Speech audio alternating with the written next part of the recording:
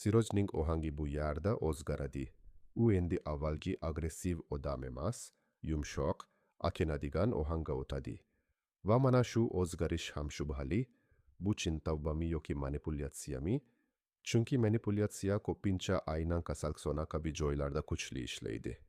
Men pushaymonman degan gapni eng zaif paytingizda eshitsangiz, yuragingiz yumshaydi, ammo rana yumshamaydi. U ko'p narsani yo'qotgan odamning ko'ziga kirib qolgan qattiqlik bilan turadi.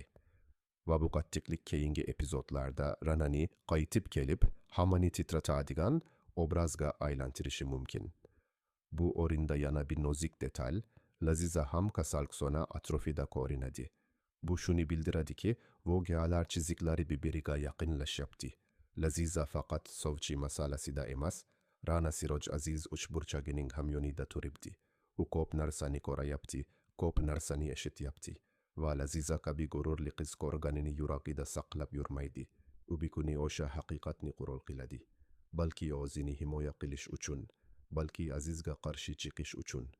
Uyga qaytilganda esa Nazlina Sonim paydo bo'ladi. U sahnaga shunday kiradiki, go'yo uyga odob bilan, lekin maqsad bilan kiradi. U oddiy elchi emas. Uning gap tanlashi, fojiani achinishga aylantirib sotishi, Suitoning o'tmishini rahm bilan to'ldirilgan imkoniyat sifatida ko'rsatishi, bularning bari ayolona diplomatiya. Nazlina Sonimning kuchi shundaki, u gapni baland qilmaydi, lekin har bir so'zi onaning ichidagi qizimni joyiga qo'yishim kerak degan tugmani bosadi. U o'z taklifini muhabbat bilan emas, burch bilan bezaydi. Bu esa onaga juda mos keladi. Ona ko'pincha bahsni emas, to'g'ri yo'lini tanlaydi. Onaning Laziza boshqa qizlarga o'xshamaydi. Qaysar degan ogohlantirishi ham ikki ma'noli. Bir tomondan bu haqiqat. Laziza bo'ysunmaydi. Ikkinchi tomondan bu tahdid. Agar bu nikohda muammo bo'lsa, ayb Lazizada bo'ladi. Ona oldindan mas'uliyatni qizining bo'yniga ilib qo'yadi. Va bu juda og'ir. Chunki shunday muhitda qiz qanchalik kurashmasin, oksirida o'zing aybdorsan degan tamga bilan qoladi. Aziz uyga kirib kelganida majburiy normal atmosfera seziladi. Hamma go'yo hammasi joyida deganday. Lekin bu oila joyida emas. Bu oila ko'rinishda joyida. Va aynan shunday pallada Shabnamning homiladorligi sushshabari portlaydi. Azizning quvonchi chinakam. U kamdan kam hollarda shunchalik insoniy bo'lib ko'rinadi. U Shabnamni bag'riga bosadi, ko'zida yumshoqlik paydo bo'ladi. Bu sahna juda kuchli, chunki u Azizning ham ichida mehrborligini eslatadi. Lekin men yana bir narsadan qo'rqaman. Drama mehrni ko'rsatib, keyin o'sha mehrni sinaydi. Homiladorlik yangiligi bu oilani birlashtirishi mumkin, yoki aksincha hammani yanada shafqatsiz qilishi mumkin, bola uchun degan bahona bilan. Bu oilada bola andi shunchaki yangi hayot emas, bu bosim-bositasi bo'lib qolish xavfi bor. Keyin Istanbuldagi sahna keladi. Sadicha va Nazlina Sonim. Bu sahna sokin, yumshoq, iliq. Ammo aynan shu iliqlik ichida eng katta sir yashiringan bo'lishi mumkin. Sadicha Aziz bilan videoqongiroqda gaplashganda Azizning ohangi o'zgaradi. U mehribon, otalarcha ehtiyotkor. Bu Azizning ikki yuzini ko'rsatadi. Biri ofisdagi muzday Aziz. Ikkinchisi bolaga yumshoq Aziz. Va men o'zimga savol beraman, qaysi biri haqiqiy? Ehtimol, ikkalasi ham haqiqiy. Ehtimol, Aziz kimni nazorat qila olsa, o'shanga mehr ko'rsatadi. Bolani nazorat qilish oson, ayolni nazorat qilish esa qiyin. Shuning uchun ham Aziz ayollarga kelganda sovuqlashadi. Istanbulning ramziy ma'nosi ham bor. U yer, yangi sahifa kabi, Toshkentdagi og'ir g'iybatlar, nazorat qarindosh urug'ining bosimi u yerga yetib bormagandek. Lekin sirlar hech qachon faqat bitta shaharda yashamaydi. Sirlar odam bilan birga yuradi. Va Nazlina Sonimning Istanbulda Sadicha bilan birga bo'lishi, Aziz bilan aloqasi bu tasodifga o'xshamaydi. Bu bog'lanish keyingi qismlarda Suitor bilan, Laziza bilan, hatto Rana bilan ham bo'lib chiqishi mumkin. Source endi eng muhim qismga kelamiz. 144-qism nimani yashirib turibdi va u kelajak uchun qanday eshik ochdi? Birinchidan, Suitor masalasi. U odamning oilasi avtohalokatda vafot etgani aytiladi. Bu detalli drama şunçaki açınarlı fon kilip koymaydı. Bu foreshadowing. Autohalokatlar dramalarda kopinça tasodif bolmaydı. Kimdir ayıpdor bo'ladi, kimdir hüccetni yopadi, kimdir pul bilan jimkiladi, kimdir qasos bilan yashaydi. Suitor lazizaga uylanmoqchi bo'lsa, ehtimol u faqat yolg'izlikdan uylanmoqchi emas. Ehtimol u o'zini tiklamoqchi. Ehtimol u o'tmishdagi jarohatini yangi ayol bilan yuvmoqchi. Va bu laziza uchun eng safli. Uni sevishmaydi, uni dori sifatida ishlatishadi. İkinciden Azizning bu nikohga munosabati. Ugoyo o'zing tanla deganday bo'lsa ham, ichida u tanlovni yoqtirmaydi. Azizning ichki logikasi shunday, men ruxsat berdim demak, baribir men boshqaraman. Bu esa kelajakda juda katta to'qnashuvga olib keladi. Laziza birinchi marta Azizning ruxsatini qaror deb emas, sahnaga chiqish deb qabul. Assalomu kanalimizga xush kelibsiz. Bugun Rangsiz gullarning 144 qismidan keyin yurakda qoladigan eng og'ir savolni o'rtaga tashlaymiz. Bu uyda kim kimni sevadi, kim kimni asrayapman degan bahonada bo'gyapti va kimning ko'zida yosh ko'ringani bilan aslida ichida sovuq hisob kitob yotibdi, chunki shu qism bir narsani juda aniq aytadi. Ayrim oilalarda eshiklar yopik bo'ladi, lekin sirlar undan ham yopik bo'lmaydi. Ular baribir bir kuni yorilib chiqadi va yorilgan joydan avval muhabbat emas, avval ayb, avval siyonatning isi keladi. 144-qismdagi eng kuchli hissiyot shundaki, hamma tinch ko'rinishga urinadi, lekin hech kimning ichida tinchlik yo'q. Hamma o'z rolini o'ynaydi. Kimdir aka, kimdir ona, kimdir zotin, kimdir do'st, kimdir kechirim so'rayotgan erkak.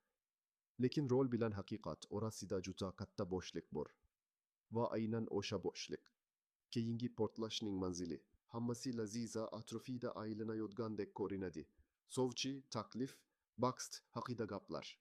Ammo men bu yerda Lazizani kelin bo'lishi kerak degan oddiy syujet deb ko'rmayman. Bu qism Lazizani emas, Azizni ochib beradi.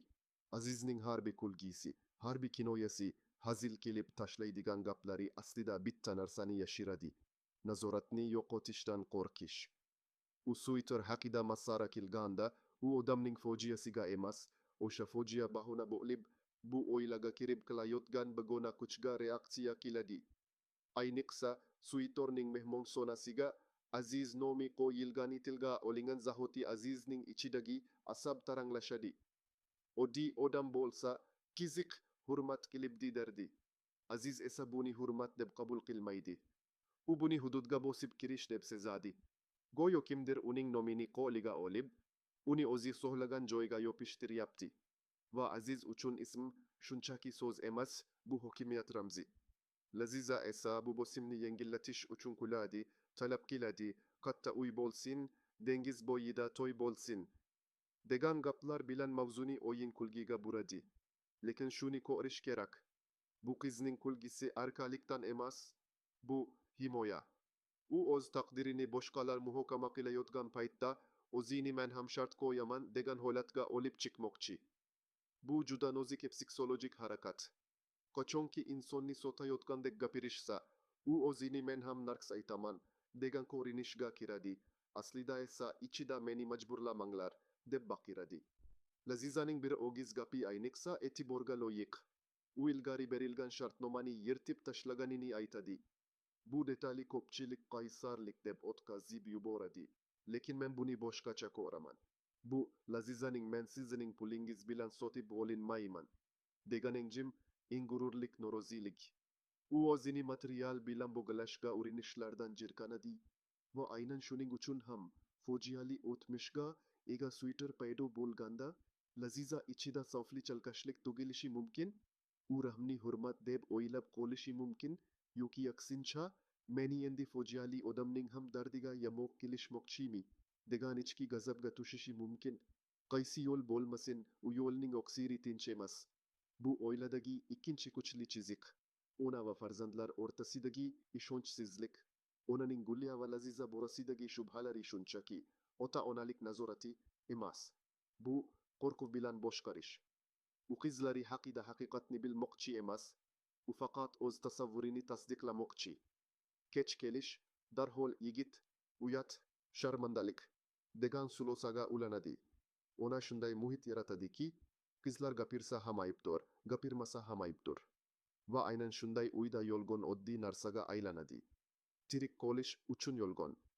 Lazizaning onasi bilan gaplashayotganda tez charchashi, savollarga suddi ming marta eshitgandek, javob qaytarishi ham shuni ko'rsatadi. Bu urush kecha boshlanmagan, bu urush yillar davom etgan. Onaning Magulya bilan gaplashdim degan joyi ham o'ta muhim. Bu onaning qo'lida aks boro quroli borligini bildiradi. U qizlarini bir-biriga qarshi qo'yib, o'zini markazda ushlab turadi. Bu esa oilani ichidan yemiradi, opa-singil bo'lish o'rniga har kim o'zini oqlash bilan band bo'ladi. Shabnam va Barno kirib kelgan paytdagi atmosfera o'zgarishi esa yuzaki quvonchdek ko'rinadi, lekin subtekst o'g'ir. Ona bir lahzada jahldan mehrga o'tadi. Bu shuni bildiradiki, onadagi hissiyotlar barqaror emas.